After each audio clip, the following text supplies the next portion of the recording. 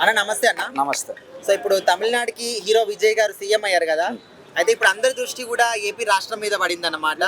ఇక్కడ హీరోలు బరిలోకి దిగితే ఎవరు సీఎం అవుతారు? Like junior NTR, Pawan Kalyan, వీళ్ళిద్దరిలోనే ఫస్ట్ ఎవరి పేరు చెప్పారు? ఫస్ట్ ఆఫ్ ఆల్ ఒక మాట చెప్తాను వినండి, ఏమనుకోవద్దు.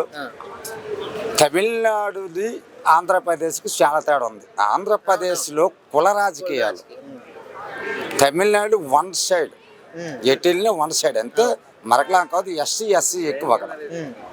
ఇప్పుడు విజయ్ గారికి అక్కడ ప్లస్ చేయడం అది. మరి ఈ రోజుల్లో మరి మీరు అడిగిన ప్రశ్న మంచి ప్రశ్న అడిగినారు. ఏపీ రాజకీయంలో ఎన్టీఆర్ కానీ లోకేష్ కానీ తట్టుకోవడం కష్టం. ఎందుకంటే ఫస్ట్ ఆఫ్ ఆల్ నువ్వు ఖచ్చితంగా ఒక నిజమైన మాట చెప్తాను, బలమైన మాట చెప్తాను. ఏపీ రాజకీయాల్లో చంద్రబాబు నాయుడు గారు, ఇక్కడ జగన్మోహన్ రెడ్డి గట్టి పార్టీలు ఇవి, గెలిచిన ఓడిన వాళ్ళకి తట్టుకునే ఎదిరించే నాయకుడు అయితే పవన్ కళ్యాణ్.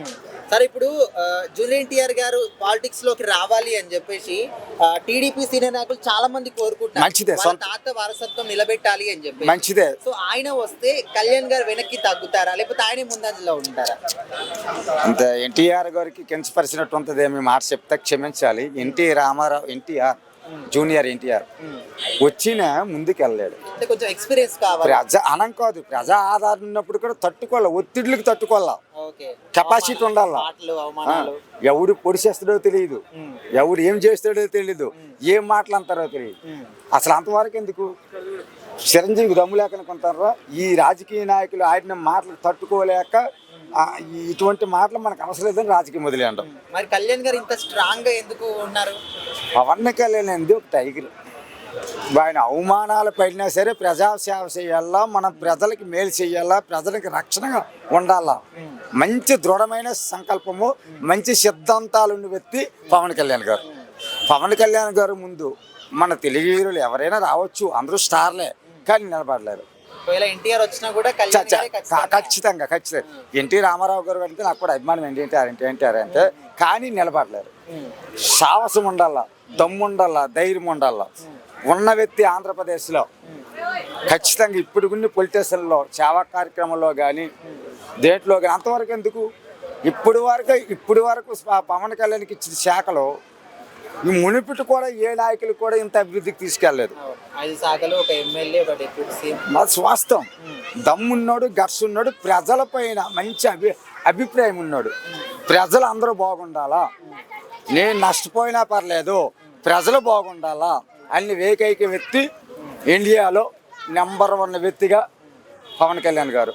పవన్ కళ్యాణ్ గారు ముందు లోకేష్ కానీ ఎన్టీఆర్ కానీ అంటే నేను కించపరచట్లేదు, వాళ్ళిద్దరికి కూడా నిలబడలేరు, 100% నిలబడలేరు. 100 వస్తే కొంతమంది నెక్స్ట్ కాబోయే సీఎం గురించి మాట్లాడుతున్నారు. అంటే జూనియర్ ఎన్టీఆర్ గారు అండ్ పవన్ కళ్యాణ్ గారు, వీళ్ళిద్దరిలో నెక్స్ట్ హీరో అయ్యే క్వాలిటీస్ ఎవరికి ఉన్నాయంటే మీరు ఎవరి పేరు చెప్తారు? ఇప్పుడు జూనియర్ ఎన్టీఆర్ గారు, పవన్ కళ్యాణ్ గారు అంటే మనం ఎలా డిసైడ్ చేస్తామండి అది? ఇప్పుడు పవన్ కళ్యాణ్ గారు కూడా డిప్యూటీ సీఎం కూడా కొత్తగానే సీఎం అయ్యారు కదా. ఇప్పుడు వచ్చి రీసెంట్గా వచ్చారు. ఈ 5 years చూస్తాం ఆయన ఎలా చేస్తారో చూస్తాము. ఇప్పుడు ఇదేం సినిమా కాదు కదా, మనం హీరో పేర్లు చూసి గబుక్కుని సెలెక్ట్ చేసి మనం ఫైనలైజ్ చేయడానికి. ఇది సొసైటీ మొత్తం స్టేట్కి రిలేటెడ్. అయితే హీరో క్యారెక్టర్ వేరు, రియల్ లైఫ్ వేరు.